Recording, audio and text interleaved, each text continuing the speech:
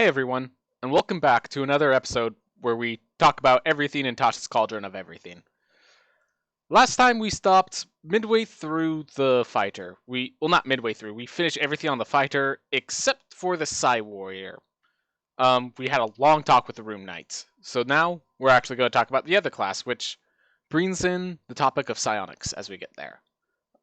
With me is Nate, as usual.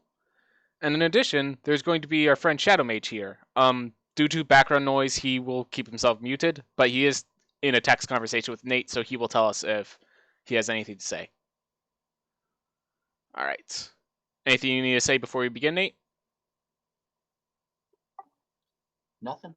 Just Alright. excited to talk about the Cyanite. Yep. So, awake to the psionic power within. A Psi Warrior is a fighter who augments their physical might with Psi-fused weapon strikes, telekinetic lashes, and barriers of metal force. Many Githyanki train to become such warriors, as do some of the most disciplined High Elves. In the world of Eberron, many young Kalashtar dream of becoming Psi Warriors. You might have honed your psionic abilities through solo discipline, unlocked it under tutelage of a master, or refined an academy to wielding the mind's power, both weapon as a shield. Nice little theme. Brains over brawn? Mind over matter? These canny words rightly answer, why not both? It's a nice little flavor text. Anyways, so let's get into their abilities. So, Sonic Power, so they get Sonic Energy Dice, which are each D6s. I'm going to read this off, and then I'm going to talk about what it used to be, and kind of talk through it there. So, what it is now, we have Sonic Energy Dice. They're all D6s. And you have a number equal to twice your proficiency bonus, which are used to fuel your powers below. Some expend Sonic Energy by its description, and you can't use the power if it requires you to use die when your dice are all expended. You regain all uses when you finish a long rest. Let's see. In addition, as a bonus action, you can regain one expend Sonic Energy die, but you can't do so again until you finish a short or long rest. Then at 5th level, it becomes D8, 11th level, D10, 17th level, D12. So it's the same progression. Basically, at each tier, increases by an extra die size. And so I kind of want to look at this. So you get twice your proficiency bonus. So 4 at the beginning, 12 at the end. 6 at the main place where people are going to be playing. And how do I say this? How do I transition over? Well, I guess, yeah, just looking at what it used to be. So it used to be, I have a video on my issues with it, where it was D6s, it still followed that same path of becoming D8s, D10s, D12s. Just a sec, let me make it so you can see it. But yeah, so it had the same path of becoming D8s, D10s, D12s as before, but instead of trying to expend when you use it, whenever you used it, it had a chance of being expended if you rolled your highest number, or it could be, and instead of being expended, it would become a smaller dice. So the D6 would become a D4, a D8 would become a D6, that sort of stuff. But if you rolled a 1, it would recharge. This, like, I have a whole video where I talk about, like, well, it was cool, it has some issues with just randomly losing all your powers on a bad day, or using an ability that wasn't too important, and exhausting yourself in a way you didn't want to. So, I should also note, if there's a lot to talk about this, I apologize. Nate, I know you don't know as much as I do about this. They also, this is also kind of a, agreement between two sides of the fan base. So whenever we talked about psionics, in D&D Beyond, the main designer actually brought up that there's a very vocal minority who wants psionics to be this own special mechanic, this own special theme that has like their own kind of unique abilities. The rest of the fan base are just like, let me use my abilities. So, you know, they follow the long rest rules, they finish short rest rules, and having Sonic dies equal to twice your proficiency bonus is kind of the middle ground. It's a good way to get both. I will say this, I have not played with Sonic powers yet. It seems like this was a good middle ground. You're getting Sonic power, you know, you have this distinct Sonic dice. You still have that uniqueness. You have the dice growing the same way. But now, and they're distinct. This is something that you could reuse for a bunch of different classes for their archetypes when they become psionic. If the mystic ever gets reworked, maybe they get 3 times their proficiency bonus as a way to show that psionics is their theme. But yeah, I really like this. That was me talking for a while. Nate? I like that they're fairly generous with your psionics die. I think I think this might be a good example of a good way to use a proficiency modifier in the case of determining how much power you get or what kind of powers you get. I think that 2 times your proficiency mod is a pretty good number considering these abilities. Yeah. And because it's long rest, as we get there, this also has the interesting theme. So first of all, you have to be a psionic class for these to scale. Even if you get more psionics, you don't get more powerful psionics without focusing on that class. And one of the things I like is actually with that twice your proficiency bonus. This has a scaling if they ever need to change it. Like if they have, let's say there's a psionic wizard later on, and they need to make sure, hey, the spells and the psionics can't be too powerful. They could just do equal to your proficiency bonus. Suddenly, psionic wizard isn't as psionic as the warrior. And like I was saying with the mystic, they could do 3 times your proficiency bonus. That way, they are shown truly psionic. But yeah, basing off of proficiency bonus is a good way of it's growing. It's a part of you. I think that's the last thing. It's a part of you. It's not a part of your mind. Because that's always the thing that gets like confused with psionics. It's like, no, I'm crushing their body with my mind. It's not really that your mind has so much force to break something. It's that, how do I explain it? Okay, here's how I'll explain it. In second edition, oh, sorry, you wanted to say something? Oh, no. I was just going to mention that, I mean, the line between magic and psionics has always been a little blurred. Mm-hmm. I've found. But whether or not it's pure force of intellect or a magically enhanced force of will powered by magical energies, I think it kind of depends. And I think this is a good middle ground to represent either or.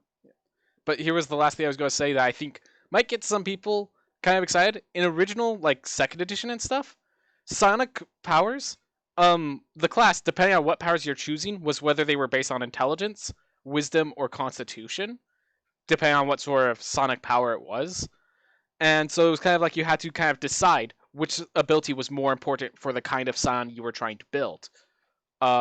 With this, because the amount of uses is tied to your proficiency bonus, it is entirely possible if they make a mystic class that they could go back to that. That each archetype, like, oh, the immortal archetype uses constitution, while the telepath archetype uses intelligence, and they could do that very easily with what they have. So, overall, yeah, I have not played with it yet. I will have to give that precaution. I love how they're trying to do sonic powers. I think this is something that's going to work for future psionic classes in a really good way. And I could definitely see a scion that just has three at the begin 3 psionic powers per day at the beginning. Well, then also the ones recovered at short rest. And then as you get to the late game, they have 18. Like, that makes a character feel like a scion, and like they have these kind of spells without being spells. Oof. Psionic energy die? What? 18, what was that? 18 psionic energy dice. Yeah, because if they did 3 times their proficiency bonus for like the mystic class or something like that. I'm making a lot of assumptions. We have not seen a new mystic class, so We'll see. Mm-hmm. All right. So now let's talk about the powers that you can use to channel the psionic energy dice. So each of these powers are going to be different, but they're all psionic in nature, obviously. So for the fighter, here are the 3 powers you can use the psionic energy dice for. Really quick, I want to note that compared to the room nights, you're only getting 4 per long rest versus 2 per short rest plus 2 per long rest. But you can decide which ones of these each time. It's kind of like having 3 spell slots. Or, sorry, it's like having 4 spell slots, and you choose which of these spells to cast.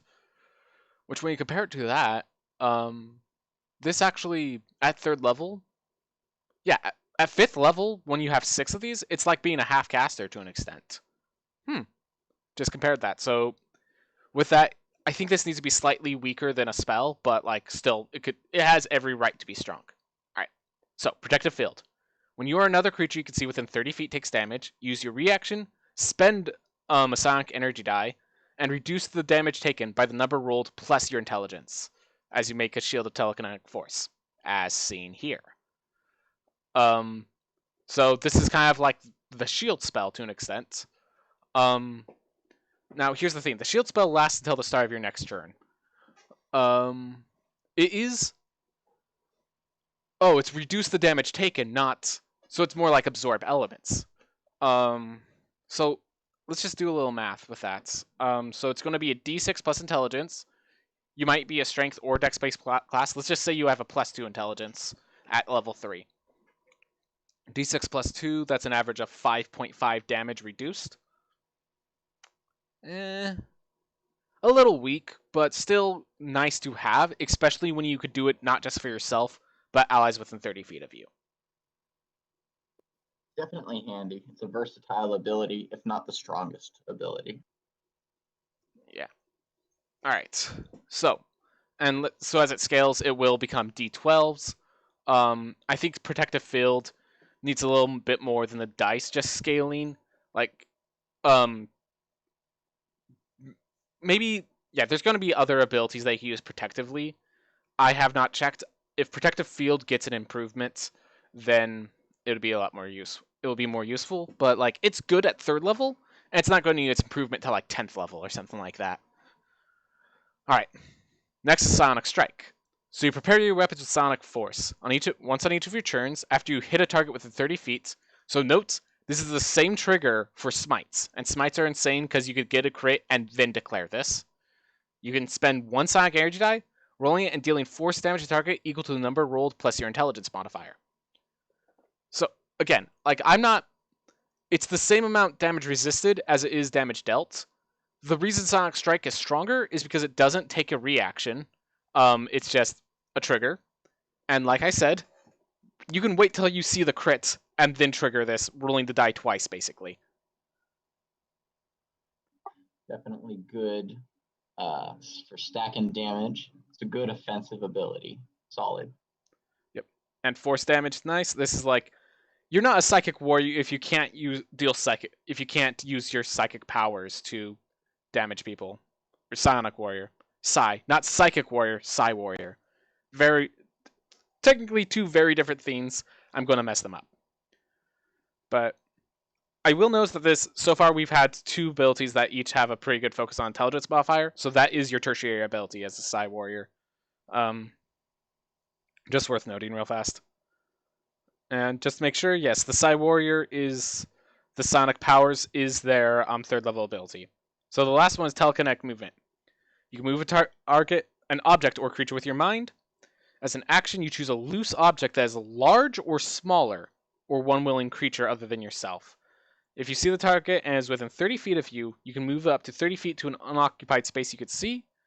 Alternatively, if it's a tiny object, you can move it to or from your hand. Either way, you can move it horizontally, vertically, or both.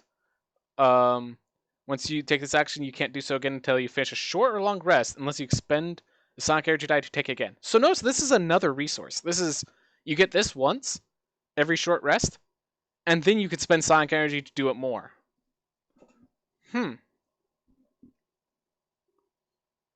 Also, so kind of interesting that telekinesis is kind of the theme of the Psi Warrior. That's them deciding, hey, this is an additional resource on top of Sonic Dice. Also, I just want to state, moving a large-sized object 35 feet is pretty big. Let's see, large size is anything within I think it's 10 cubic feet. That's a large size. Oof. And then I also want to note, so the main penalty of Telekinetic Movement is it's taking your action, but like one of the things you could do is you can move any willing creature. So remember how we were talking about bait and switch? How like you jump in the way, you basically allow the teammate to disengage as you move in. This does the same thing. You take a teammate and you move them into the right position anywhere 30 feet away. Note that this is not considered their movement, therefore it does not provoke opportunity attacks. So you could just, your wizard gets caught out, you pull him out into safety. Also, if there is a certain area due to a map hazard or a spell that the wizard has cast or any other spellcaster has cast, can move them back into that space. Willing creature. Willing creature. Got you. Yeah. No, I thought about that as well. I think we will get that later on, but right now it's just willing creatures. This isn't the force push. This isn't so there's a joke when the first Sonic options came out that they were just trying to build Darth Vader inside Dungeons and Dragons because it had force pushes and stuff like that. But kind of cool, I guess. But what I like about these three abilities is you have defense, offense, and utility. Yes. Basically. That is a huge theme with this. These three abilities, defense, offense, utility, and the defining feature, the one that you're able to use more an additional time per short rest, is the utility. I really like that.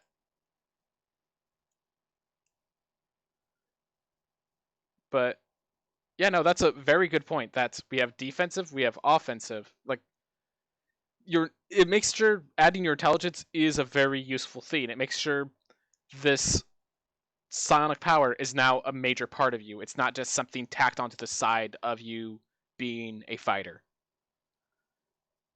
There's no question about whether or not when I'll use these or whether I should use them. These abilities will be useful in any situation, truly. Yep. All right. So now we get to our seventh level ability. So by 7th level, we should have 6 dice now, and they're d8s. All right. Telekinetic Adept. Hold up real fast. I am going to note, as your dice become d8s and d10s, Telekinetic Movement doesn't really become stronger. Oh, who popped out? Cameron had to go. Right. Oh, he's just disconnecting and reconnecting. Trying to get, maybe something's happening where you can't hear as well. By the way, Nate, you are watching if he's saying anything, correct? Yes. All right. Thank you. 7th. So then we get Telekinetic Adept, which is our 7th level feature. Which, note, Telekinetic Movement was the special ability I was bringing up. Now we get the Adept of it. So we get 2 more abilities you can use with your stuff. So the first is Sci-Powered Leap. As a bonus action, you can propel your own body with your mind. You gain a flying speed equal to twice your walking speed until the end of the current turn. And once you take the bonus action, you can't do it until you finish a short or long rest, unless you... So it's another one where you get one use free, and then you can expend Sonic Energy Die to do it more often. So right there, it's... Now you can move willing creatures as well as yourself, and yet double your movement speed, double your walking speed is great. That's very often 60 feet. That's 1 round of fly. Sometimes that's all you need from fly. I mean, how many times have you listener, how many times have you reached a chasm with a delightful treasure or curiosity on the other end, only to flub your dice and fall into the abyss? Well, now with the new handy Sci-Powered Leap, you can bridge the gap, no trouble, with the power of your mind. Yep. Also, this is kind of back to the Jedi theme where they fly forward. They just like dash forward. Which, another thing I noticed here, you could just use this because you need to get into the fight. You're not flying over a chasm. You need to move 60 feet this turn instead of 30. Like, this is the Tabaxi's broken mobility trigger on any character.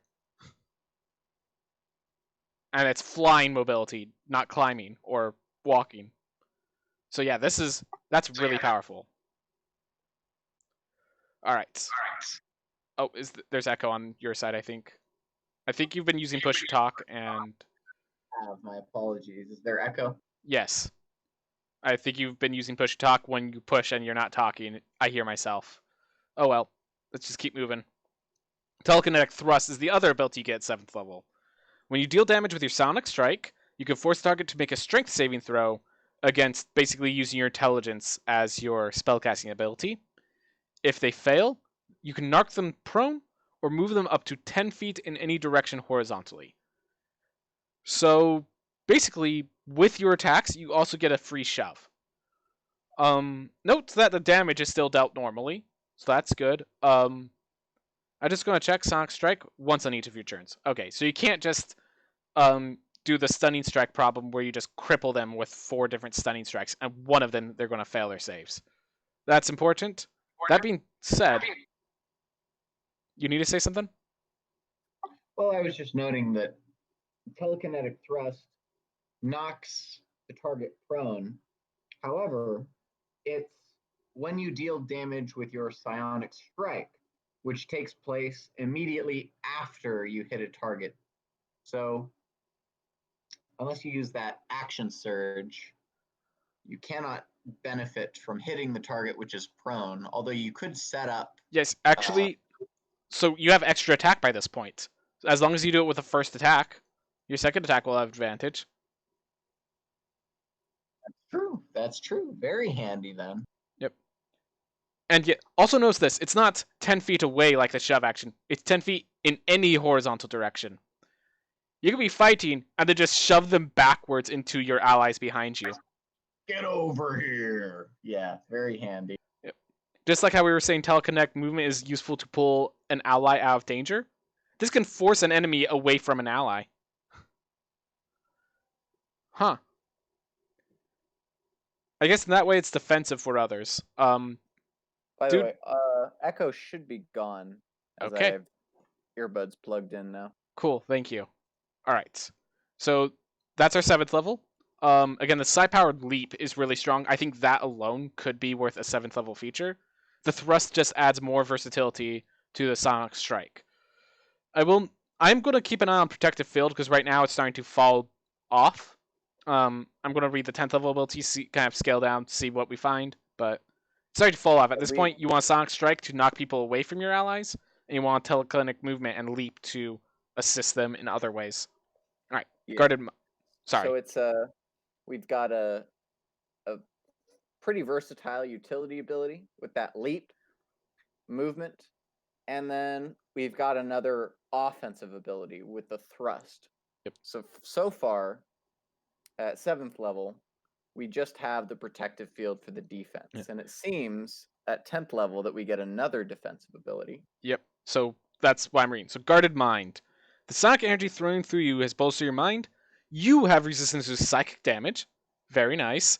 Not sure we're going to be multi-classing this with Barbarian, but still. Moreover, if you start your turn charmed or frightened, and note, if you start your turn, you can expend an energy die, and every effect on yourself, and you end every effect on yourself subjecting you to those conditions. I'm sorry for the movement. My mouse is acting up a bit, but yeah, like Charmed and Frightened are 2 very powerful conditions. I mean, one makes it so you can't really attack. It kind of kicks you from the fight. And the other gives you disadvantages and you can't move closer, so basically also kicks you from the fight. I'm sure Nate knows from my fear-based Paladin of Conquest that Frightened can be very powerful battlefield control. Absolutely. So yeah, this is... You protect yourself. Again, this does not take an action. It's just at the start of your turn you use it. And that's another powerful thing. It's at the start of your turn. So you don't... Like most spells, you make a saving throw at the end of your turn. It's like, I need to get this off. But at least this way has effect. No, you could just like... They charm person on you, it breaks before it ever before it's your turn and it affects you at all. You immediately attack them for doing it. As an Illithid, I would be scared by the Guarded Mind ability. It's very handy against psionic wielding enemies, such as the Illithid. Yeah, no, I think the Illithid should be scared of the psychic damage as well. The resistance to it, like, it just gimps him. That's all he's got. Yeah, which is actually a very good point. Fighters usually their issue is that like Illithids and those sort of things attack them in ways that fighters can't protect against. We literally have a 10th level feature all about being able to fight against that which you usually can't protect against. So that's really good. So with that, we now have offensive, defensive, utility, and it's all. I like how it's well balanced between each other. So we went a little while without a defensive ability, but we make up for it at 10th level. I like that. All right. Again, sticking with the theme in Tasha's of carefully considered classes and class abilities. I like it. Yep. I think everyone's been loving this book. All right. So 15th level, Bulwark of Force. You can shield yourself and others with Telekinetic Force. As a bonus action, you can choose creatures, which can include you, up to 30 feet of you, and up to a number equal to your intelligence modifier, minimum of 1. They're all protected by half cover for 1 minute until you're incapacitated. You can't do so unless you expend a long rest or use a psionic energy to take it again. So again, Bulwark of Force. Let's see. Bulwark of Force, Sci-Powered Leap, Telekinetic Movement. So these are all the telekinetic stuff, and you get 1 free use, and then you can start using psionic energy to use it. So this is like stuff you're adding into your kit all the time, and then also you can add it into your kit even more.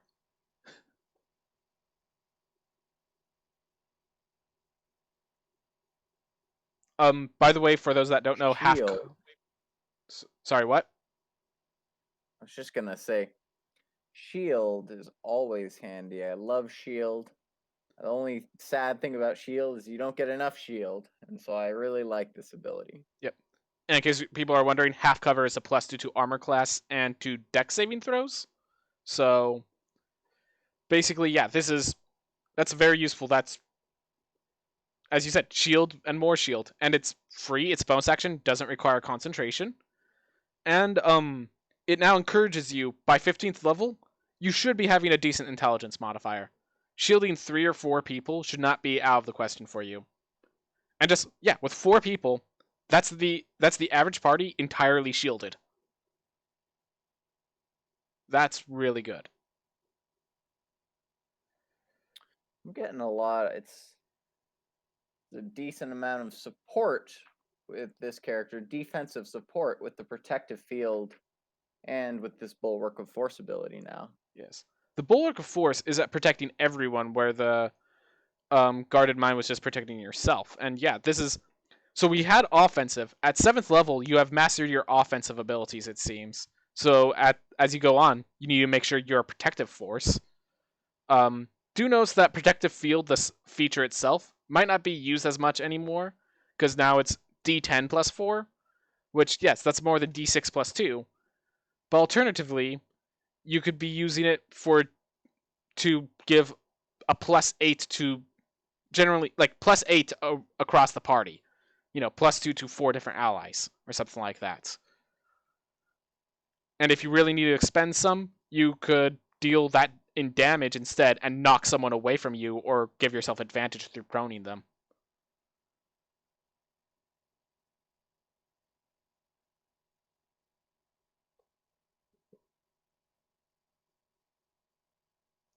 You still there, Nate? Yes, sir. Yes, sir. Okay. Just looking it over. Yep. It is a lot to look over. So we talked about how I like the Psionics, and we talked about how I like this so far. So then we get to our capstone, Telekinetic Master, which I am going to note that this entire class, the Psi Warrior, is about telekinesis. There's a bunch of different things that like Psi powers can be. Every single one of them has connected to the words telekinetic force in some way. Telekinetic Thrust, the Psi-Powered Leaps, Telekinetic Movement.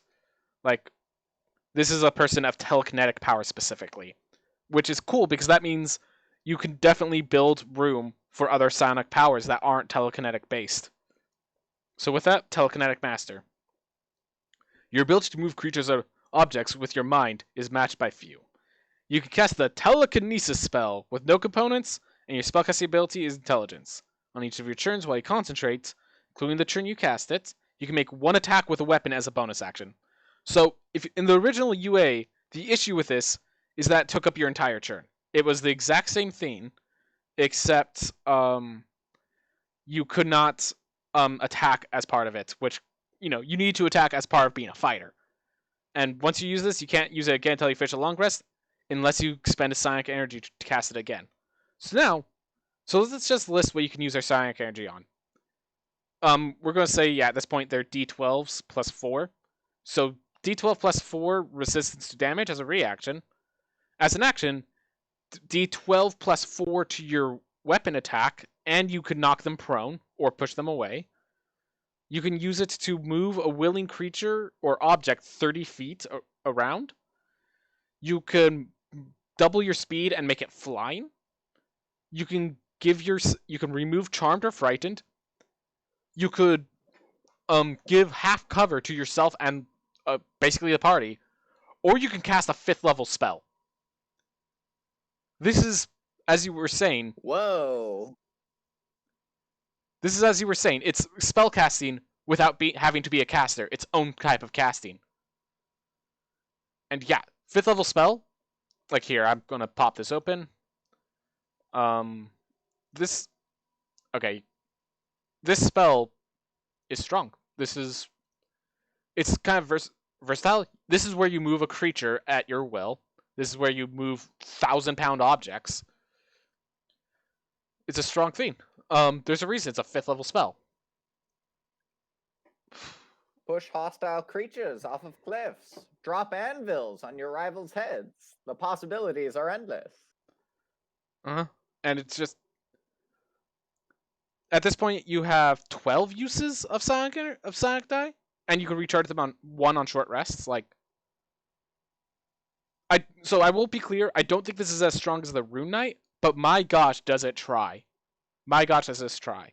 This definitely shoves the Eldritch Knight out of the way, unless you have some specific spell in mind. Indeed. And I mean, honestly, I feel like if Eldritch Knight had access to, if they weren't limited to the fields or to the to the schools of magic that they are, just 2 out of all of them, then I feel like that you might have some contesting room. But at this point, with magic fighter classes this diverse, even a class as diverse as the Eldritch Knight, it doesn't seem like it can keep up with these guys. They're just so versatile in their magical abilities. So I actually have a strange counter. Instead of trying to make the Eldritch Knight more versatile, what if we made it more focused into invocation and abjuration? Like, what if instead of being a 3rd caster, it was a half caster or a 2/3 caster? Or heck, a full caster that was just fully limited to those 2 schools of magic. That would be quite strong. Yeah. Okay, so yeah, full caster would be too strong. I should state that. Full caster would be too strong. But like, half caster, it might actually stand a chance. I'm not even sure at that point, honestly. But I just want to put that into perspective. Against a huge size warrior with 5 runes, it's just so imposing in comparison, Or okay, in case you're wondering, at 20th level, a 20th level Eldritch Knight has, I think, 2 4th level spell slots. No, I think it only has 1. Let's see. It is a 7th level caster. It has 1 4th level spell slots. You have Telekinesis, a 5th level spell. And you can cast it 12 times. And that's its whole shtick. That's its whole special abilities. That's it. Spells. Is that it gets 2 4th level spell slots. That's it. I did the math again. It's 1 4th level spell slot, 3 of the others. Oh my god. and then like also it's limited in spells. Obviously, you have less spells known than something like a sorcerer. Like, basically, I think they could push, and if you were trying to build an Eldritch Knight to be on level with these new archetypes, I think you just start by making a half caster instead of a third caster. Like, that's the first thing you do. Even that, we'll have to. I'd be interested in seeing that. Someone building a just doing Eldritch Knight, except it's a half caster, seeing how it does. First of all, I'd like to see some Eldritch Knight builds. I'd like to see somebody picking specific spells, kitting out their Eldritch Knight as useful, as strong as it can be, and I'd like to see the effectiveness of that build compared to the Psi Warrior and the Rune Knight, and see who matches up, who's the strongest. And just off the top of my head, I don't know if it's going to be the Eldritch Knight, you know? Yeah, like, I'm sure there's, like, I feel like if it is an Eldritch Knight, it's because of an abuse between some spells. In other words, anything that makes the Eldritch Knight powerful, it has to be because, of some abuse with, like, for example, one way that I was using the Eldritch Knight that was fun, so you could attune to 2 weapons, and you would summon them as a bonus action, correct? Yes. So that's their special thing. The thing I actually use the abuse there. It just says weapons. It doesn't say simple weapon. It doesn't say martial weapon. I took Tavern Brawler and chose an improvised weapon. Being a Goliath, I used Enlarge, and basically, well, yes, I wasn't Rune Knight. I was carrying around a boulder with a massive boulder with returning properties that I could just summon and crush on top of someone. That's true. I mean, what I used it for a little bit on a character for a one-shot campaign, I think we started at level 3, was I was able to return the javelin that I threw, so I would throw it over and over and over again. But like, yeah, but like a javelin throwing is just like, what I was trying to get at is that I made a good Eldritch Knight because the DM allowed me to abuse the system to bring a massive boulder and like crush enemy, like grapple someone, and then summon a boulder on top of them that's heavier than they are. Like, I had to abuse the system to make the Eldritch Knights powerful. That's fair. That's fair. I'm sure there are a couple ways that you can make it a versatile build, but there's just, I don't know, there's just not enough. What I'm saying is I had to abuse the system. Where this is just, it's in the system. It's part of the build. That's true. That's true. These are very good, definitely. Again, aim small, hit small. You know, their focus is refined, and the efficacy, the efficiency of their abilities, it shows. It shows. These are very strong, focused, but at the same time versatile abilities that these fighters have. Yeah. Very powerful. Alright, with that I think we're done talking about the fighter, finally. We can get to one of these other classes. Actually, before we get into the other classes, you alright if we go into feats? Because I feel like those are going to be brought up as we talk about the other classes and builds and such. Oh, you know I love feats, Ben. Let's go. Alright. So, we're just going to go down the list and talk about what we think of the feats, flavorfully, mechanically, stuff like that. Alright. Artificer Initiate. You've learned some of the Artificer's inventiveness. You learn 1 cantrip from their spell list, and 1 first level spell from that list. Intelligence is the spellcasting ability, so I'm going to get to that when we're done, but you can cast this feat's first level spell without a spell slot, and you must finish a long rest before you can cast it this way again.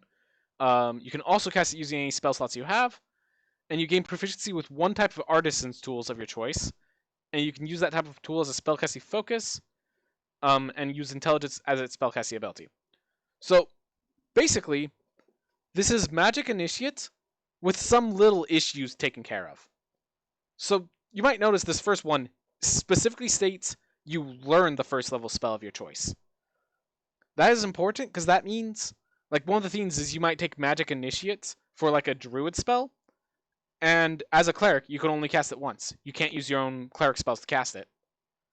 This allows it is now a spell for you. Other than that, everything else is basically because you could cast it with other spell slots and you are now treated as knowing that spell. That pushes it a bit over the edge of Magic Initiate if you're using Magic Initiate for an Artificer. Do note it is limited to just Artificer spells. So, What's your favorite Artificer cantrip? So, the thing about the Artificer is it seems like the Artificer is basically just a half-casting wizard for the most part. Like I've tried to look, generally speaking, because oh wait, they have guidance as a cantrip. Huh. Well, I guess it's either guidance or so Booming Blade and Green Flame Blade has been brought back. I will note with that, suddenly only learning one cantrip does make this kind of weaker than the other two because you can't get both of those.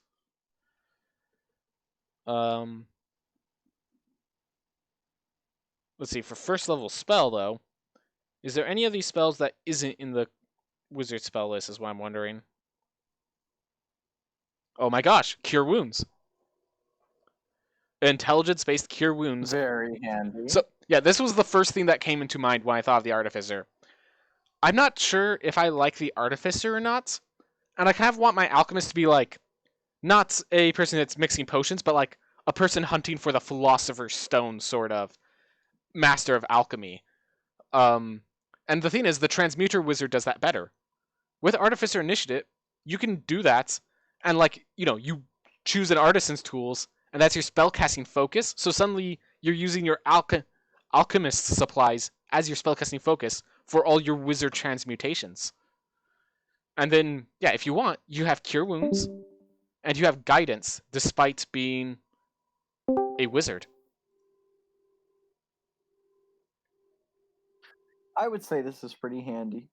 The proficiency with an artisan's tools of your choice also seems handy to me. Yep. Cannot deny, there are many that will use Thieves' Tools. Hey, those always come in handy, I hear. Yep. Oh wait, no, Artisan's Tools. My apologies. Artisan Tools, not Tool. Artisan's Tools specifically. Never mind. Thieves' Tools is not on that list. Well, I'm very interested in the next feat. To be honest. I think I basically milked that for all I could. Chef. All right. Gosh, I have a character that already has been wanting this feat, so now he gets it. Increase your Constitution or Wisdom score by 1 to a maximum of 20.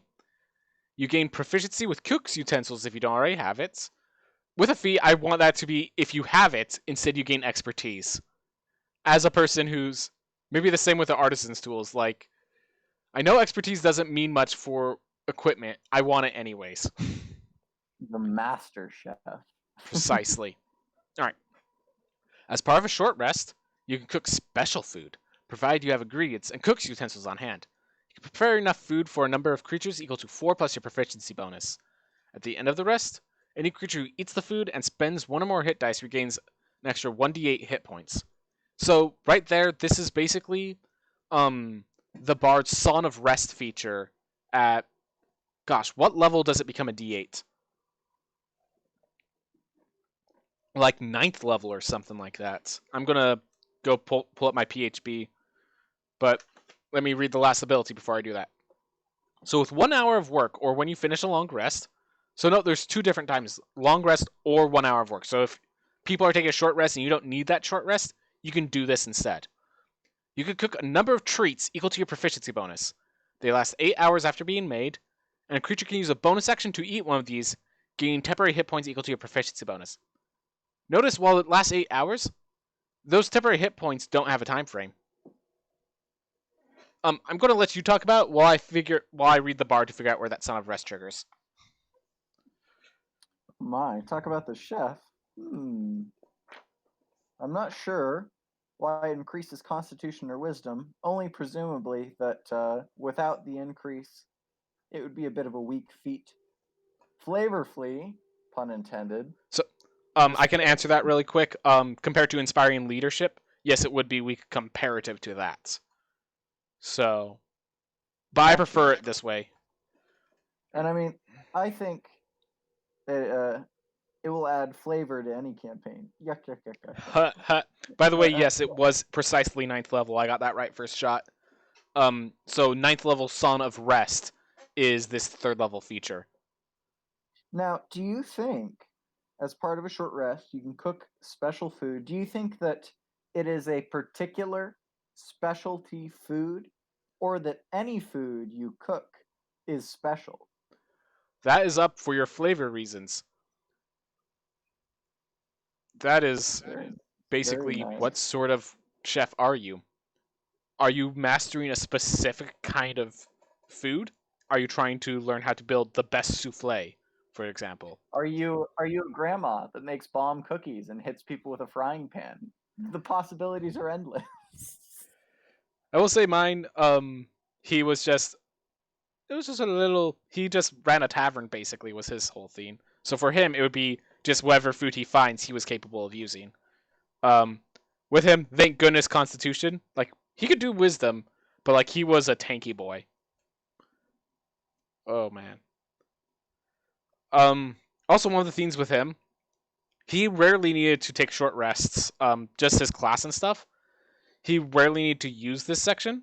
So being able to, while everyone else is taking a short rest, to make additional treats for them is pretty massive.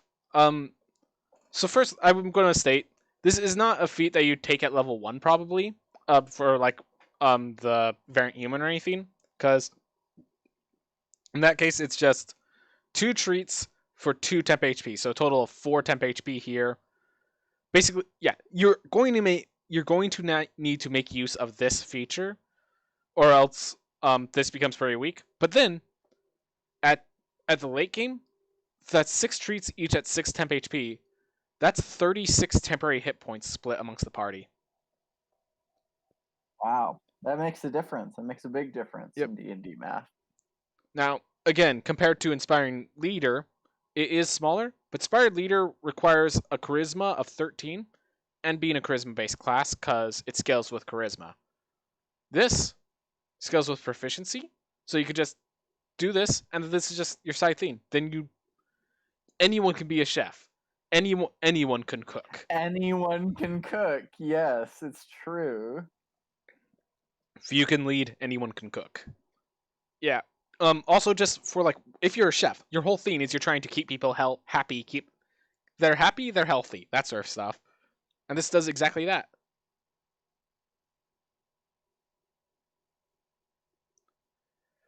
I like chef. It's very much, if you haven't built a character that fits this niche, this is a weird feat that's just kind of like inspiring leadership, inspiring leadership. But for someone who's built a character around this, I love this feat. Because I've built chef. When it comes to flavor alone, I think this is a very tasty feat. Oh, very definitely.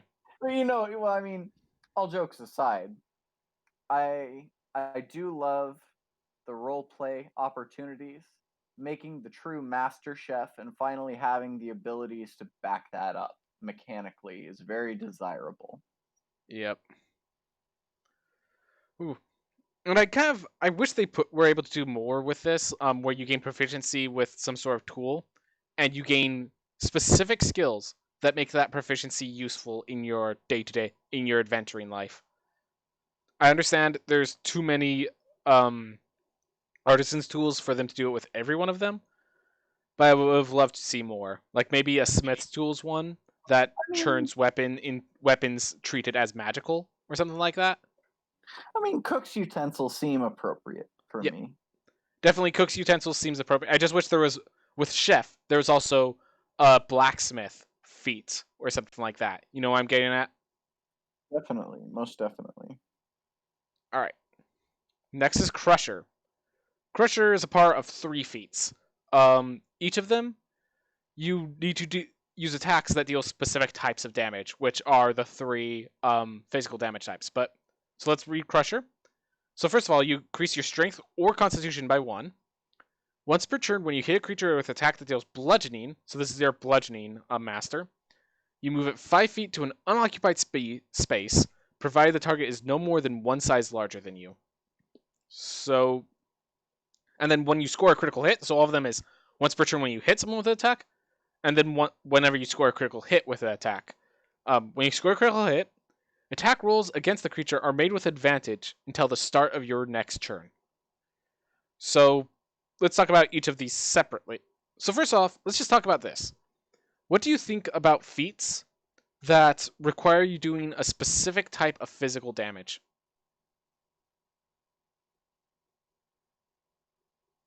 I mean, I don't mind. I think feats are specific abilities which you sacrifice point buys for that play into a far more specific type of build or character. And it only makes sense that a certain feat would bolster a specific type of damage, whether it be a physical type or an elemental type or anything like that. All right. So I like it as well because this is basically we could make a longsword master feat, a rapier master feat, a warhammer master feat, but instead we're just going to do crusher, and this covers your warhammers, your mauls, your it defines this is a sort of weapon you use. It's a defining feature that isn't covered in fighting styles. It's its own. It defines how you fight without that. Just a brutish feat. Yep. It's very violent, bulky. It's good. So now we get to the 2 other features. So the first one, once per turn, you can move a target 5 feet to an unoccupied space, provided they're no more than 1 size larger than you. This, I think, is the reason you take Crusher. Because all it takes is 1 person in your party who has something like Cloud of Daggers, and you just smack them into that Cloud of Daggers, or into that Fireball. Or maybe there's a lot of... Basically, the more complex you make the battlefield, the more powerful these movement mechanics are.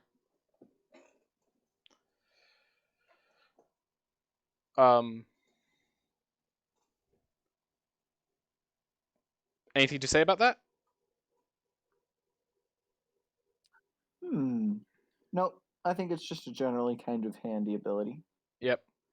If you ever find yourself using the shove action, you get the shove action as part of hitting the target. Albeit, shove is usually just used to knock people prone. But, yeah. And then critical hits. This is very much, are we a party that likes just gaining up and hit, Keep in mind, if it's on your last attack that you crit, you do not benefit from this because it's until the start of your next turn. But all your party will benefit from it. And unlike, instead of them falling prone, they can't stop this. It lasts until the start of your next turn. I like that it says no more than 1 size larger. I like the idea of you leaping up and smacking an ogre in the face with a baseball bat so hard that they get knocked 5 feet back. It's a good image. Oh my gosh. What's the character? There's a character in One Punch Man that's exactly what I'm thinking of right now with a baseball bat. Exactly what I was thinking of. When he's facing the Elder Centipede or whatever that monstrous creature is called. Just this massive, just bonk. Knocking it around with a baseball bat. The whole hero's gimmick is he's a Bostonian and he has a metal bat. I think that's his name, is Metal Bat or something like that. I think his name's Metal Bat, yeah. I love the hero names in One Punch Man. Gosh. It's so easy to remember now. Alright. But yeah, I think Crusher is a good feat. You need to have something you can do with this shoving for you to make it worthwhile. I don't think we'll get to so each of these, because they have a when you hit and a crit feature, obviously a crit fisher has to consider which one they want the most, like a champion fighter. I'll get to it. I don't think Crusher is the one you want, but we'll keep going. So next is Eldritch Adept. So you do need spellcasting or pact magic feature for this one. But yeah, just to skip ahead, you get one Eldritch invocation option of your choice from the Warlock class, and if it has a prerequisite of any kind, you can only choose it if you're a Warlock who meets the prerequisite. And then whenever you gain a level, you can replace it with a different one from the Warlock class. So the invocations are what make a Warlock amazing compared to other casters. And this is saying, hey, anyone can get those. In the lower level invocations belong to everyone.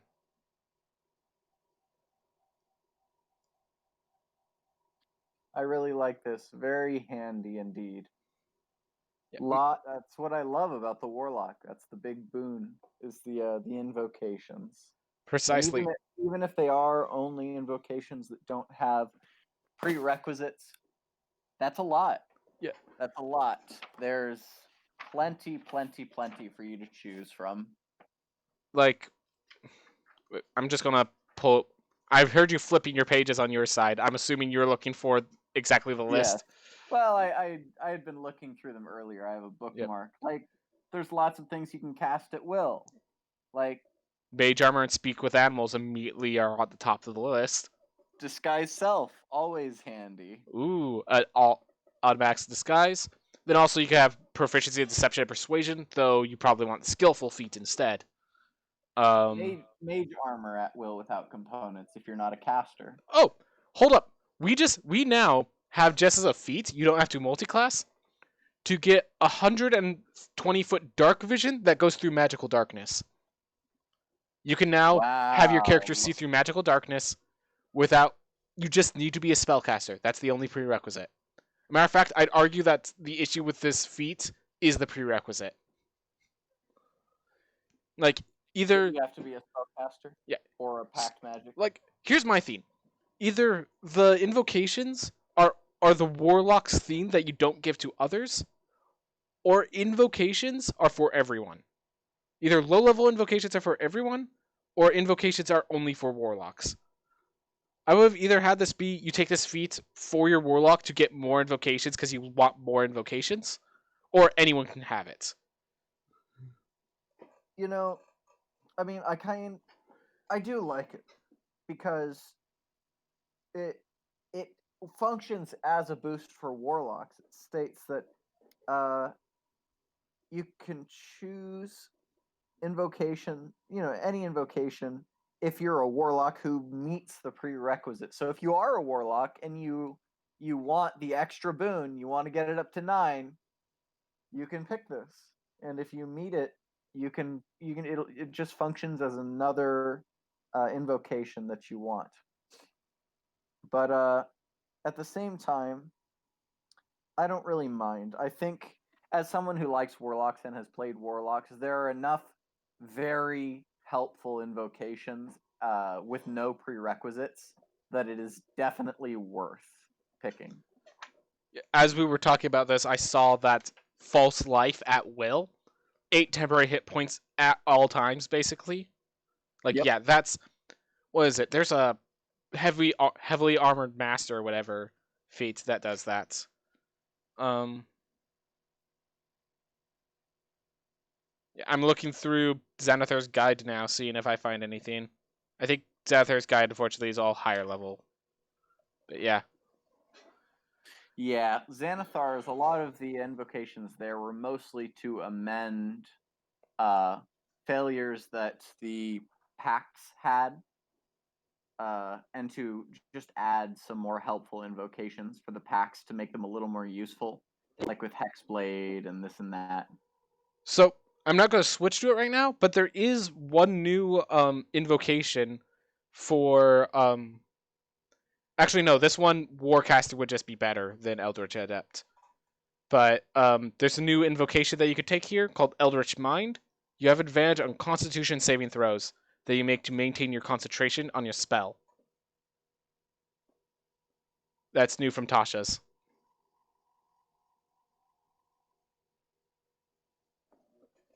Interesting.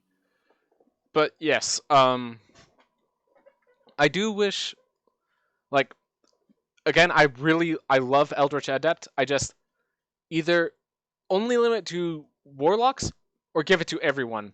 Why can't my fighter take this? Why can't my rogue get silent image at will?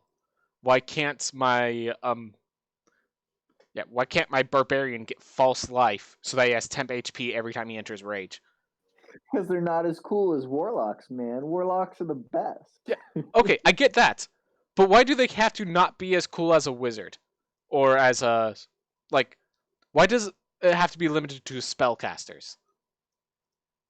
Like why do I need to have like connection with because there's Eldritch in the name, man. This is Wizards of the Coast 101. Here's the thing, a ranger could take Eldritch Adept. What does a ranger have that a barbarian doesn't when it comes to this? When it comes to Eldritch stuff? Why can one sell their soul and not the other? I don't know, because they can cast Goodberry. I have no idea. Exactly. That's the thing that issues me. I feel like if you want to say warlocks are awesome, by all means, make them more awesome with Eldritch Adept. But either it's for warlocks, or it's not just for spellcasters. That's my theme with this feat. That's it. And that was very long. Moving on. Fey Touched. Alright. So another one where you increase an ability score by 1, it's any of the mental ability scores. And again, you learn, this is now added to your spell list, if you have one. You learn Misty Step, Great Evasion spell, and one first level spell of your choice. The first level spell may be from the Divination or Enchantment School of Magic. You cast each of these spells without expending spell slots, and once you cast either of these spells this way, you can't cast that spell in this way again. You can also cast these spells using spell slots. So, this, I'm pretty sure, just blows out things like Artificer Initiate out of the water almost. It is far more limited, but it's a first level spell trigger and a second level spell. Well, actually, no, cantrips. Never mind, cantrips are strong if you have the right cantrips. But if you could find a good first level spell for this, this greatly expands. Okay. Oh yeah. By the way, the spellcasting ability is the ability increased by this feat, so it could be for any school of magic.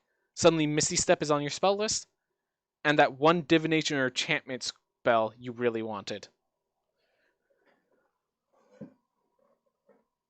That's what. Do you have anything to say before I jump in? No, go right ahead. Well, I need to go do something. I need to go make sure I have something. Got you. On which one was it again? I'm just flipping through. Sorry, Fey Touched, the one where you gain Misty Step and one first level spell of divination or enchantment. That seems quite strong. Yeah. So. and you get an increase to intelligence, wisdom, or charisma. Yep. Wow. So it is a half casting, and so it's any divination or enchantment spell first level. So let's see. Advanced filters. We need this to be either divination or enchantment. So I'm gonna pull this down again so I can show you. Let's look at all the spells you could choose as that additional spell you know. Right now, Bane immediately shows up as something you could do to penalize people. Bless as well. So you can get Bless on your spell list. The Charm Person of the commands. Compelled Duel could actually be pretty nice for some more durable classes. Dissonant Whispers is very good for like sorcerers and wizards and such. Oh my gosh. Wait. This is a necrotic. Oh, necrotic damage school enchantment. I just want to make sure. I just need to make sure it's must be yeah, it doesn't matter what school. Hex is an enchantment spell. Interesting. Hex and Hunter's Mark are both in Hunter's Mark is divination, Hex is enchantment. Needless to say, I would say this feat is quite strong. Yeah. So I just want to bring that into perspective. this feat allows you to get Hex on any character. And if they have spell slots, now it's that spell known. So you're like, let's say you're a ranger, suddenly you get Hunter's. Well, actually, Hunter's Mark is all around there. But let's say you're a paladin, you suddenly have Hex on a paladin, or like remember when we were talking about those abuses with Eldritch Knights? Hey, Eldritch Knight with Hex, 3 attacks, all hexed. That sounds like something you could do. Action Surge after that.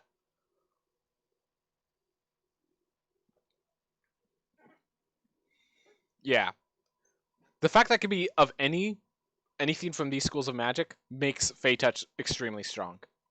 Because it's not just a free casting. It's not just Misty Step and that. They are now in your spell lists. That is what makes these things powerful. All right. Indeed. I mean, Misty Step on its own is quite strong as well. Yep. Yeah, exactly. Misty Step on its own is a strong, versatile escape. And then just the added ability there is just wow. All right. So next is Fighting Initiate.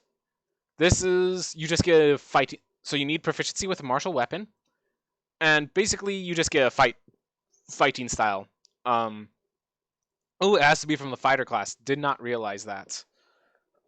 Worth noting because the fighter has the weaker martial adept, but it also has and it lacks. We'll get to that later, but there's like some spellcasting martial some spellcasting fighting styles for the ranger and the paladin. But hold up, this actually gives me a kind of hilarious idea. So remember how we were talking about how there's the fighting style that's like the martial adept feat, and that you could take both and kind of be a pseudo battle master while not being a battle master? Yes. You can now, if you have enough feats, take Fighting Initiate and Martial Adept and do that with any character. Any character could be a pseudo battle master. There's basically 2 Martial Adept feats inside of any character that's proficiency with a martial weapon can do that. Huh.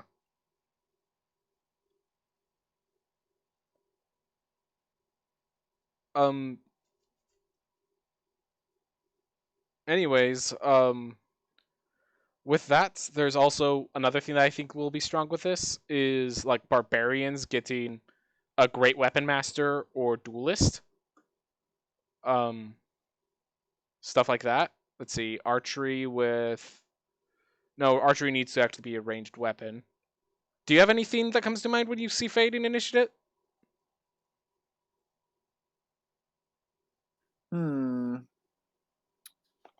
Nope, nothing comes to mind from me. All right. But your enthusiasm, I'm telling you, really want to talk about Chef, and from there you haven't really thought through these very much. Well, I'm just looking at a couple of these. One I was interested in was Piercer, as far as the feats go. I was looking at Piercer. Yeah, I was going. Okay, well we're only 2 away. Can we go through the other 2 first? Most certainly. All right, Gunner. So you increase your dexterity score by 1. You gain proficiency with firearms. You ignore the loading property of firearms, and you get this important thing. Remember, this is all ranged attack rules. So even if you're not using any of these other features with firearms, you get that you could ignore you can point blank shot people with whatever weapon you use, increase your dexterity by 1. So I'm going to pop open my Dungeon Master's Guide to firearms. I did actually prepare this a little bit. So there's this is kind of an interesting one because, I mean, I don't know if it's in the majority or the minority, but I would assume many DMs don't allow firearms depending on the campaign. I would assume that in a Tolkien-esque sword and sorcery campaign, that a lot of the time, the inclusion of firearms aren't really conducive to the narrative. Yeah. And so this could be either very handy or not usable, depending on your campaign. Well, actually, hold up, because here's the thing. Increases your dexterity by 1. A lot of people look for a feat that increases the stats. And it also lets you, any ranged attack can do a point-blank shot. This means regular crossbowmen, regular like longbowmen. If you're just like a ranger with a longbow, you could still take gunner to make sure that if anyone closes the gap, you just shoot them in the face anyways. 5-foot range sharpshoot, like gunner plus sharpshooter, just shoot people in the face, don't even care about it. That's true. That's true. I will note that this feature is already on Crossbow Expert, but Crossbow Expert does not give you a bump to dexterity. So yeah, it is definitely a niche feat, but you'd be surprised how many people can make use of gunner even without firearms. Now with firearms, I agree. With firearms, there's 3 sections in the Dungeon Master's Guide: Renaissance items, modern items, and futuristic items. So the loading property only exists on the Renaissance items, and therefore I think they're planning if you want to make those into your campaign. Because when you look at the modern items, the pistol deals 2d6 piercing, it's a one-handed weapon. The hunting rifle deals 2d10s and can get 5 shots, so shotgun is 2d8. And then like you get into the futuristic, the freaking antimatter rifle deals 68 of necrotic, and you get 2 shots with it. It's like these, like the modern and futuristic break the game. The damage output of these weapons are too great to justify any other weapon if they're allowed in your campaign. Now the Renaissance seem actually somewhat reasonable, and these actually have a gold price cost unlike the others. So each of these, it's 3 gold pieces for 10 ammunition, 250 gold for the pistol, so expensive, 500 for the musket, so super expensive. But the pistol, I can actually... Sorry, did I interrupt you? Oh, no, sir. The pistol, I could actually see used in a campaign as a strong weapon, but not exactly a broken weapon. And the musket, I can see as just a kind of strong weapon. Pistol might be pushing a little bit, but... So the pistol, it's a one-handed weapon with a range of 30 feet, then 90 feet, so it actually has less range than a javelin. But it deals a d10 of piercing damage. And the musket deals a d12 of piercing damage, and has a range of 40 and 120. And it's two-handed, of course, because it's a musket. So these are very close range weapons. And despite being ranged, so this is where that being within 5 feet is actually important. But like these are just good damage sources. Taking Gunner, once we get to Piercer, I'm going to note these Gunner with Piercer. Because keep in mind, both of these can increase your dexterity score by 1. And they deal piercing damage. They can be used together. Yeah, we'll get to that in a bit. But yes, Gunner plus Piercer is going to be a strong Musketeer character. So now, let's grab the guy in the middle, Metamagic Adept. So you need to be a spellcaster or have pact magic. This one makes a little more sense. You choose 2 magic options from the sorcerer class. And you basically you know those 2 meta magic options, and you have 2 sorcery points to cast them with. This is an example of where this meta magic adept is a lot like the Eldritch Adept, except where I was like, with this one, it's either only for warlocks or it's for everyone. This should only be for sorcerers. Meta magic is a sorcerer theme. That's what with 5th edition, they decided that's what distinguishes them from wizards. That's what makes them versatile in a way wizards are not. Meta magic. Now we're giving it to wizards too. I mean, how would you even roleplay this? How would you even get this feature? I mean, I guess it's like spell discovery, but yeah, that's another point. Like I would argue like an archmage might be able to manipulate spells, but they manipulate it in their own way. The College of the Scribes gives an example of a wizard manipulating spells in their own wizardly way. But this isn't it. Like, this ain't it. Once they decide meta magic was the sorcerer theme, you have to keep it a sorcerer theme. 2 sorcery points is enough. That's 2 meta magic uses of twin spell and a cantrip. That's 2. Like, they had to keep the sorcery point cost low because of it, and it's just. I would have rathered this. I mean, I stopped for you? sure. I mean, I like the idea that you can be, as a sorcerer, you can become even more meta magic-y, even more sorcery. Like the warlock can have an extra invocation. They get a couple extra meta magic sorcery points. Yeah, but like meta magic is not restricted the way invocations are. There are a lot of invocations that are not available unless you're a warlock. This is the only invocation. Like, there's no meta magic. The only meta magics that are not available is because they cost more than 2 sorcery points. And that's like heightened spell, and most people can't take that level 3 anyways. So Metamagic Adept is one of those feats that I probably wouldn't allow, because it destroys what makes sorcerers sorcerers. Like, I have my own issues. And it's up to you as the DM, definitely. I have my own issues with how like sorcerers and wizards are their own distinct themes. But one of the themes that I think is agreed upon is with this edition, Metamagic is the sorcerer's theme. So let the sorcerer be a sorcerer. Huh. You sound like Mr. Incredible in the second movie. Math is math. Math doesn't change. What is this? So now we get into Piercer. And this one, yeah, I'm going to let you say what you want to, and then I'm going to go into a bit of a long tangent. So this one, you increase your strength or dexterity by 1.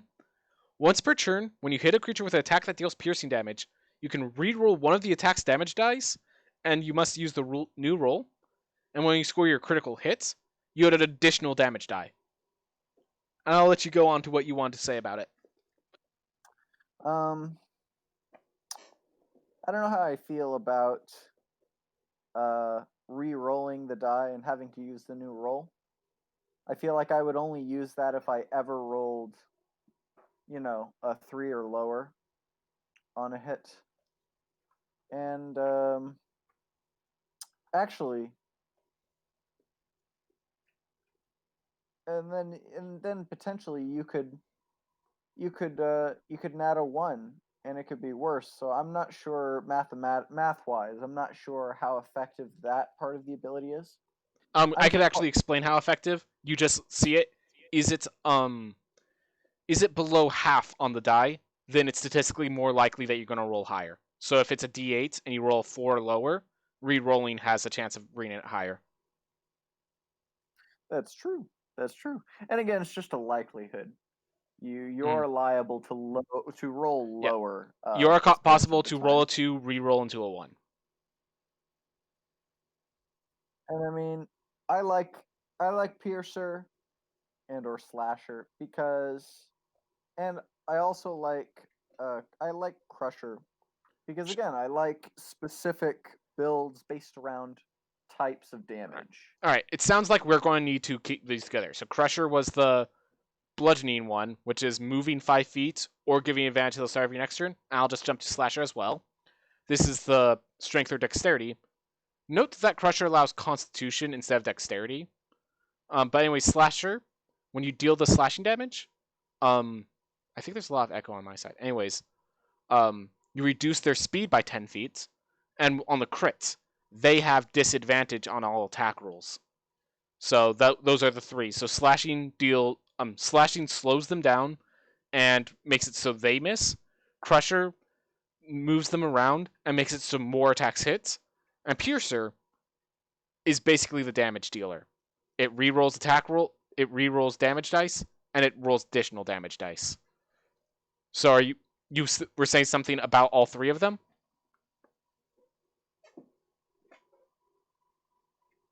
All 3 of them? No, just that I like the specific damage types. Like say you wanted to make a build that focuses on spears or Mhm. weapons that deal piercing damage specifically as a flavor, well, you're incentivized to get Piercer now because it directly plays into the abilities that you're trying to play with to promote. And hey, aim small, hit small. The more specific an ability is, it doesn't guarantee that it's more useful for you, but it increases the likelihood that if they're just focusing on that one type of damage, they're probably going to get something right for it. So you're ready to hear my opinion on Piercer. Go right ahead. So I'd like to start by comparing it to another feat in the player's handbook, Savage Attacker, which states once per turn, when you roll damage for a melee weapon, you can reroll the weapon's damage type and use either total. That was a full-on feat that only does this part. That's it's slightly better, but it doesn't have the strength. It doesn't have the crit improvement. It doesn't have a lot of things. So I'm going to note, now we get into that with the new rolls. So you're going to want dice that have a large variance. Dice that are like D10, like D8 at the smallest. And you want to get bigger. Well, there's a D12 of this on the lance. And also, if you're allowing gunner, that's a D12 for a musket. That is a D12 piercing weapon that you could use from 5 to 40 feet. That is the biggest dice that they allow on a weapon, and if you roll a 6 or lower, you statistically deal more damage rolling again. That is actual. Very, very handy indeed. That's actual like damage dealing. And then, let's say you want to be a crit fisher. Let's imagine this is a half-orc champion with a musket. And because now half-orcs can be dexterity based thanks to the core options, that is, you roll 2 additional, that is 4 d12s on a critical hit. That is 4 d12 plus dexterity modifier on a critical hit. Or strength if you're using a lance. And then even if you're not using those, longbows are piercing damage. Suddenly your longbowman is dealing significantly more damage. Rapiers are piercing damage. I don't think this is going to be the theme making an assassin more devastating, but like rogues can just take this as a way to like, I want to deal as much damage as possible. You're still getting the dexterity buff. Piercer is your savage attacker that's lost. And I like it because usually piercing weapons aren't used. The longsword and the mace, the longsword and the warhammer have the versatile feature where the war pick does not, the morning star does not. Suddenly, there's a reason to pick the piercing weapon. Suddenly, there's a reason to choose that. Piercing weapons are sometimes limited when you go into close range options. Indeed, indeed. I love that the piercing weapons are getting a little love, finally. Yep. And this is the love they needed.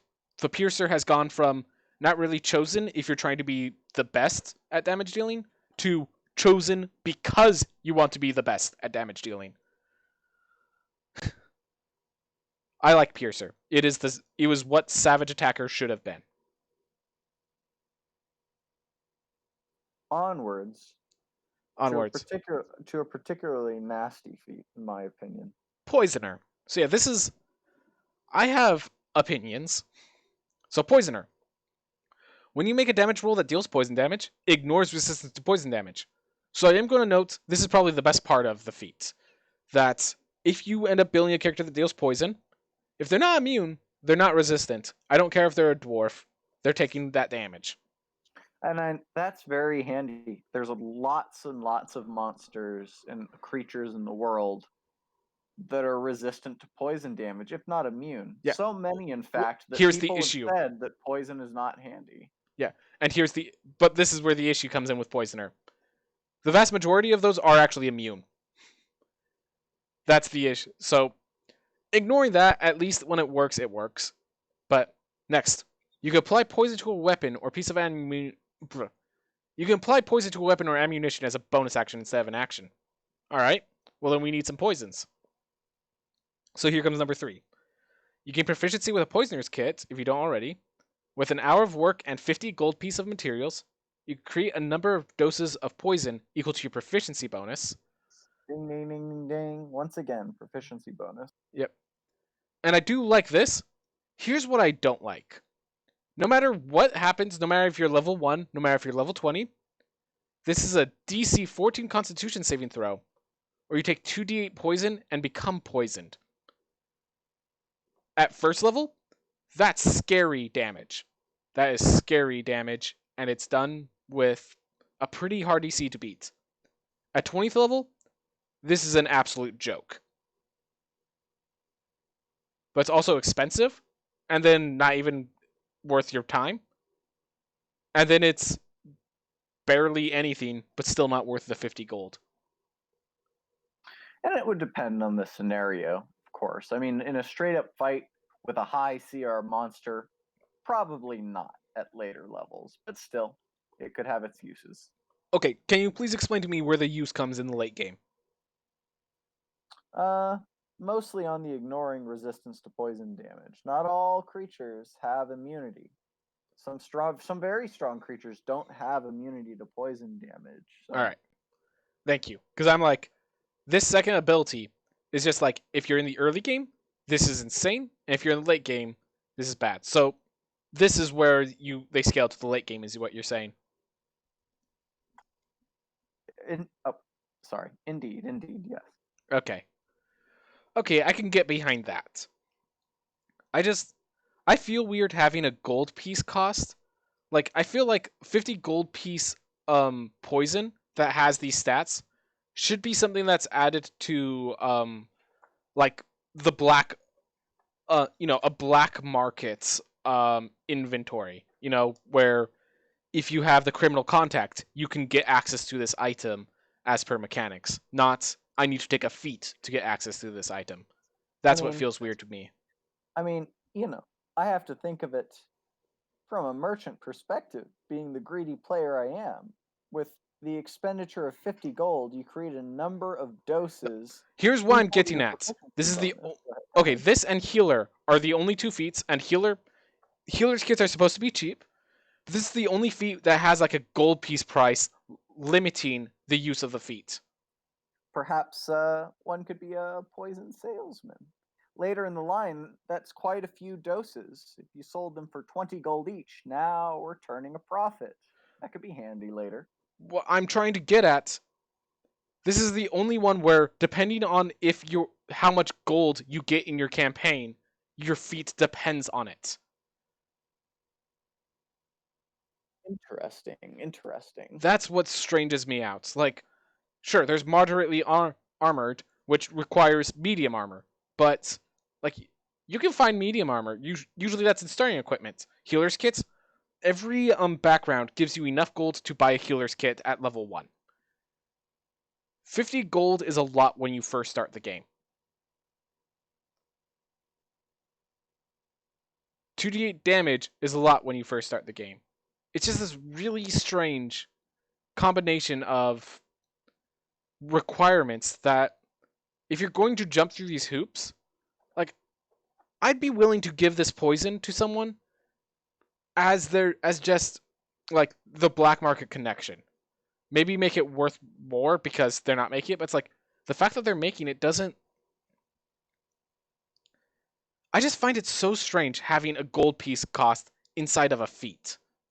I mean, it is an interesting feat, and failure or success, I'm sure it depends on the scenario, and I am appreciative that they're trying to make poison a more handy mechanic in D&D. Hey Johnny, so we're trying to talk through all of the feats and Tasha's before the game begins. You could join us if you'd like. That is absolutely fine by me. All right. Yeah. So I know you just jumped in. Do you want us to keep going, or is there a feat you want to talk about first, since you're in here now? Y'all keep going. I've not done my homework on this. Yep. I'm assuming a lot of people haven't gotten their book yet. Correct. That's okay, sir. So I'll be reading them out loud so you could join into the conversation. Poisoner, I'm just like, I'm in a weird spot. I'm not ready to make a judgment on it right now. But I personally, I'm going to say is low on my feats that I enjoy. Because there's just strange things, like as I said, the gold piece cost. While ignores resistance to poison damage, how many are just flat out immune in the later levels? That sort of stuff. Those are questions to ask. I think it definitely depends on the situation. Definitely does. Basically, if I'm giving them this feat, this isn't the only poison they can create. Let's just say that. This would be, you have access to the black market table of poisons, and then, hey, we need to build a black market table of poisons, this just being one of them. Alright. Onward.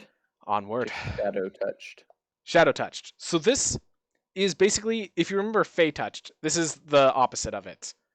So Exactly what I was going to say. It's kind of the converse of Fey touched. Where the other one gives you Misty Step, this one gives you Invisibility. Where the last one gave you Divination or Enchantment, this gives you Illusion or Necromancy. Otherwise, this is the exact same spell. So allow me to gives you an increase to your intelligence, wisdom, or charisma, just like Fey touched. And they both give you a first level spell. However, this one is invisibility and a first level spell instead of Misty Step and a first level spell. So yeah, just really quick, Johnny. So as we said, you get one ability score increase. Right. Depending on what ability score increase is what the spellcasting ability for these spells are. Ooh. In this case, you get invisibility and one illusion or necromancy school spell of your choice. You get one casting of these without expanded spell slots. And here's the important thing that we're noticing. It is now added to your spell list permanently. It's always prepared for you. Oh. And there's no prerequisite. You do not have to be a caster to have this one. Wow. Right. You don't have to be a caster, but you do need some casting to cast these yourself. I will note that. Yeah. Also, I just realized with pack magic, like the other one gave you access to Bane freely, but anyways, I have now just opened up a filter with all of the necromancy and illusion spells of first level. So I'll tell you if I see one that's pretty nice. Disguise Self. There's some here that aren't from any book currently, but I'll make sure to jump over those. Wait, this is a very small list. Cause Fear, Color Spray, Disguise Self, False Life, Illusory Script, Inflict Wounds, Ray of Sickness, and Silent Image. But on this list, so here's a combo you probably don't know about. So Inflict Wounds. On a hit, deals 3d10 necrotic damage. It's a touch spell. Wizards, when they kill people, a necromancer wizard, if it could kill someone with a necromancy spell, it gains a bunch of life back. Inflict Wounds is a great way to deal enough damage to kill someone. And they don't have access to it normally. Interesting. False Life could be pretty nice as well. Disguise Self could be pretty nice as well. But really, this is a much smaller list of spells. Still very handy, though. Still very handy as a little feat. Yep, still very handy. I think Fey Touch and Shadow Touch basically go in the same category. And it's like Artificer Initiate and Magic Initiates. They're in the same category. You're going to take Magic Initiate more than Artificer Initiate. But they're basically the same feat in a different category. In this way, I think you'll take Fey Touched more than Shadow Touched, but they're in the same category. If you're taking, the reason you would take Fey Touch is the reasons you take Shadow Touch. It just depends what build you're going for. Just naturally, because Magic Initiate covers all casters instead of just Artificer, more builds go for that. And and I mean, what flavor is appropriate for your character? Because unlike the others, where you learn to cut better, you learn to, I don't know, pierce better. This one's you've been exposed to either Shadowfell magic or Feywild magic. If it's not appropriate for your character, you really shouldn't get it. You really should get the one that is appropriate for your character. So flavorfully, I love the inclusion there. And for flavor purposes, this actually goes into our talk about the custom origin, where you choose, basically you create your own race. I was saying how they have a feat, which is the distinction of your race. If you want to be a creature from the Shadowfell, you just start with that custom origin, and your starting feat is Shadow Touched. If you want to be some sort of Fey creature, your starting feat is Fey Touched.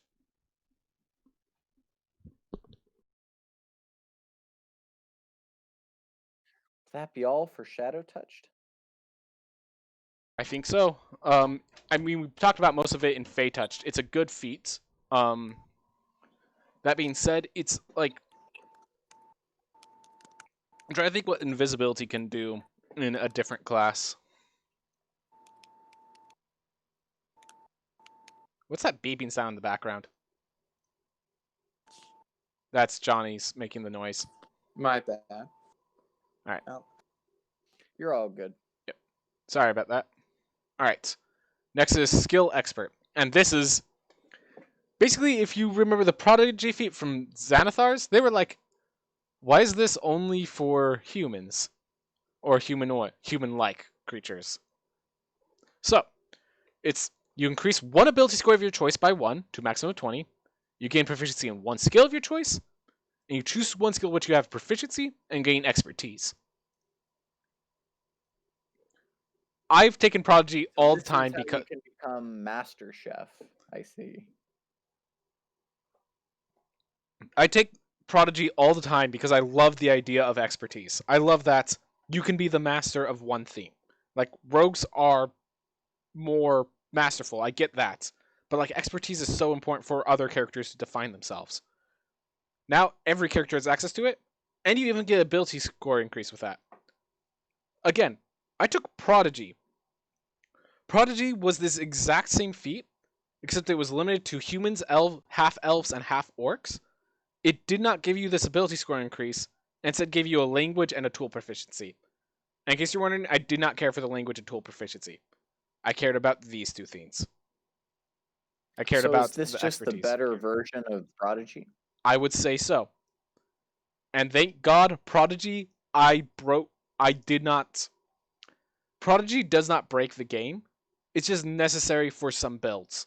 Expertise, saying, hey, like if you're saying I am the best athlete, and then there just happens to be a rogue that like, oh, I already have 3 expertises, I might as well take athlete as well. Hey, I'm a better athlete than the guy who's focused on mastering it. Huh, that's funny.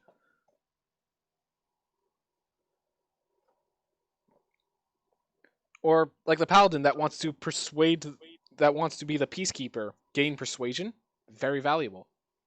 Oh yeah, I would say this is definitely one of the most versatile feats yet. Yeah. Out of all the things that I've been saying about how much I liked Piercer, about how awesome Fey Touched is, how much I love Chef for the kind of build, Skill Expert is the #1 feat here. Skill Expert is the feat that I know I'm going to end up taking more often than anything else here.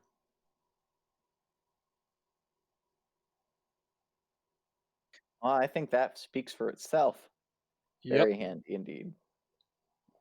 It's just the game needs expertise, skill expertise for more than just the rogue. I get that needs to be harder for them, and this is a perfect way of it's hard. It's taking an ABI. You only get one, but it's there. It's there. This next one for me, I really like this next one. Are we skipping Slasher, or are we talking about? No. Slasher it is. Okay. Yeah. When you've learned where to cut to have the greatest results, granting you the following benefits. Increase strength or dex by 1. Once per turn, you hit a creature with an attack that deals slashing damage, or when you hit a creature with the attack, you can reduce their speed by 10 feet until the start of your next turn. And when you score a crit that deals slashing damage, you grievously wound it. Until the start of your next turn, the target has disadvantage on all attack rolls. So when you crit, you fuck them up. Oh my goodness. I mean, you're already like slitting their ankles with that first attack. Like, I swear. Aim for their tendons. Jesus. Yeah, no. Very dangerous feat. If you have a slashing focus build, perhaps with the new Barbarian that we haven't gone over, where you can get claws, I would say it's quite dangerous to stack with this. So I will state that the once per turn, because it's once per turn, it has some limitations. It's basically, here's the thing: if you want the reducing their feet movement by 10 feet is basically holding them next to you, because there's not really, just making sure. I don't think there's any slashing ranged weapons. Actually, maybe a throwing build might use that. Also, a whip is a ranged weapon with slasher, so with a blade scener, you could ray of frost and hit people with a whip to reduce their speed by 20 feet. We'll get to that blade scener later. So that's something. But yeah, I didn't even think about that, using this with the new barbarian, because you're recklessly attacking. And I think if you choose claws, you get an additional attack, so the chance of scoring a critical hit is pretty big. So that's... It's just nasty. It's nasty. Yeah. Oof. I did not think about using this with that new barbarian, which we still need to go over because we've only gone over fighter so far. Sorry about that. Okay, it's been taking a while. Yeah, no, we said this was going to take a long time. All right. So now we get to the last two. These two are... I'm just going to make sure. Yep. So these last two are basically, hey, we can't... You couldn't take the... Like with the martial adept stuff of, oh, hey, you couldn't take the battle master? Don't worry. Here's your sort of battle master-esque abilities. This is, hey, you couldn't take your sonic powers? Don't worry. Here's your psionic-esque abilities. So first we have telekinetic. Increase one of your mental abilities by 1. You're gonna notice this, that the ability that you increase with this feat is used as the save DC for a bunch of this stuff. So you increase your mental score by 1. You gain the Mage Hand cantrip, but you cast it without any verbal or somatic components, and the hand is invisible.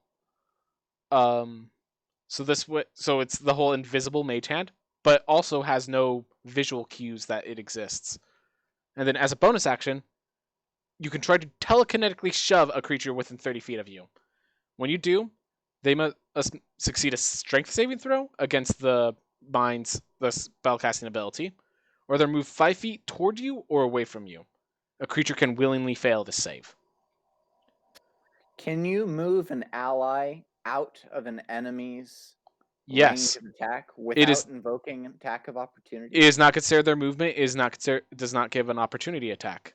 As long as their threat is only 5 feet, you can pull them out with this. So what I'm hearing is this makes Mage Hand very valuable. Well, that's the bonus action that I was talking about. Notice the bonus action does not involve your Mage Hand at all. Furthermore, with Mage Hand, it says you learn the Mage Hand. If you already know Mage Hand, this feat increases its range by 30 feet when you cast it. Oh, I didn't notice that. Thank you. Wow. That actually, does that make it valuable with Rage Hand Ledgermane for an Arcane Trickster? Because you can move it with a bonus action. It now has a further range. I'm going to say no. I'm going to say it might not be enough, but it's definitely something someone will consider and will prove me wrong. But yeah, you're looking at the Mage Hand, which is pretty cool. Well, I'm looking at the telekinetically shoving. Like, I want to be clear. This is as a bonus action. You can actually take this as your Cyanite to do even more shoving around.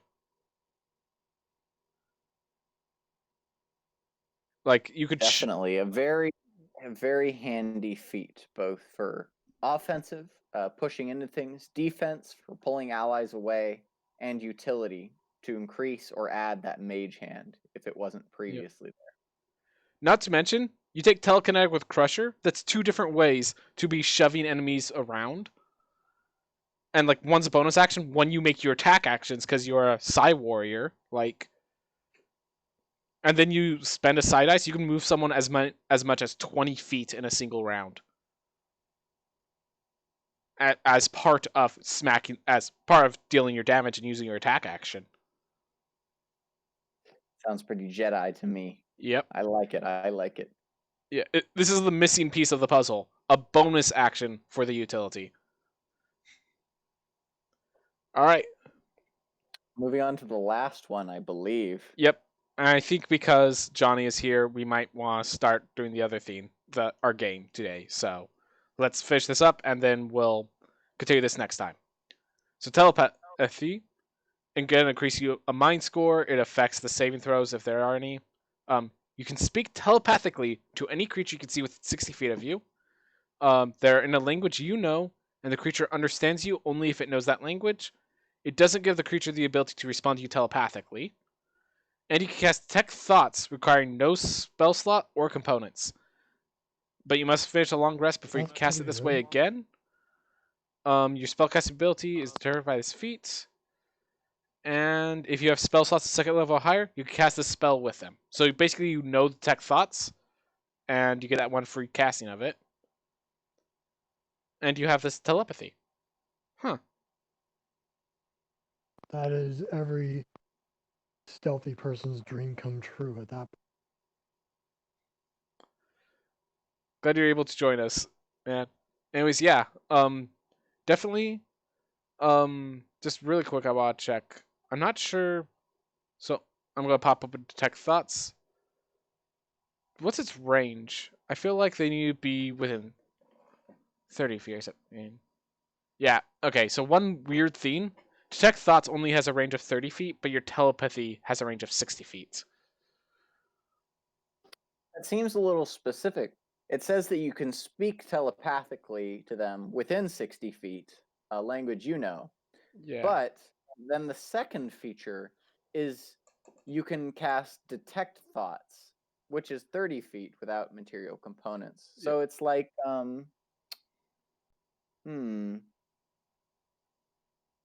you can only speak to them using a language you know that they can understand, and they can only respond to you in half the distance with Detect Thoughts. So you could potentially hear the response from any creature, whether or not